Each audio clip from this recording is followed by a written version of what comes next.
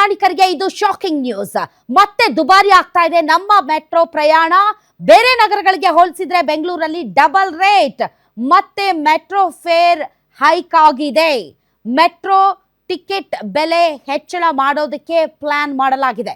ಅಂದ್ರೆ ಮತ್ತೆ ಫೆಬ್ರವರಿಯಲ್ಲಿ ಹೆಚ್ಚಳ ಮಾಡೋದಕ್ಕೆ ಪ್ಲಾನ್ ಮಾಡಲಾಗಿದೆ.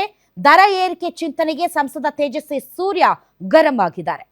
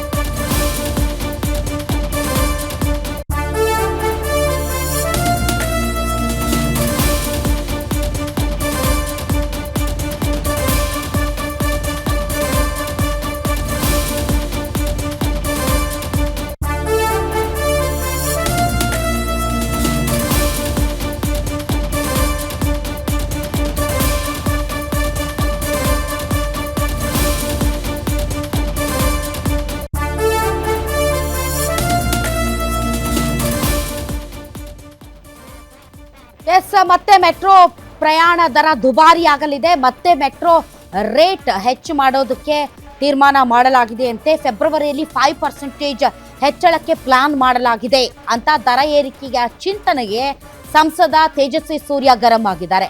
ಕೇಂದ್ರ ಸರ್ಕಾರ ಬೆಲೆ ಹೆಚ್ಚಿಸುತ್ತೆ ಅನ್ನೋದು ಸುಳ್ಳು ಆರೋಪ. ಹೀಗೆ ದರ ಹೆಚ್ಚಿಸಿದ್ರೆ ಪ್ರತಿ ಮೆಟ್ರೋ ನಿಲ್ದಾಣದಲ್ಲಿ ಹೋರಾಟ ಮಾಡ್ತೀವಿ ಅಂತ ಹೋರಾಟದ ಎಚ್ಚರಿಕೆ ಕೊಟ್ಟಿದ್ದಾರೆ ತೇಜಸ್ವಿ ಸೂರ್ಯ ಅವರು. ಹಾಗಾದ್ರೆ ಮೆಟ್ರೋ ದರ ಎಷ್ಟೆಷ್ಟಿದೆ ಅನ್ನೋದನ್ನ ನೋಡೋದಕ್ಕಿಂತ ಮುಂಚೆ ತೇಜಸ್ವಿ ಸೂರ್ಯ ಅವರು ಈ ಮೆಟ್ರೋ ಪ್ರಯಾಣ ದರ ಏರಿಕೆಗೆ ಸಂಬಂಧಪಟ್ಟಂತೆ ಏನ್ ಹೇಳಿದ್ದಾರೆ ಬನ್ನಿ ನೋಡೋಣ.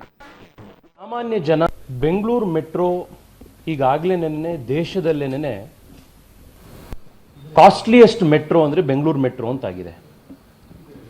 ಸಾಮಾನ್ಯ ಜನ, ದಿನನಿತ್ಯ ಕೆಲಸ ಮಾಡುವಂಥ ಜನ, ಮೆಟ್ರೋ ಬಳಸುವಂಥ ಜನಕ್ಕೇನೆ ಮೆಟ್ರೋ ಬಳಸಕ್ಕೆ ಆಗದಲೇ ಇರುವಷ್ಟು ದುಬಾರಿ ಆಗಿದೆ.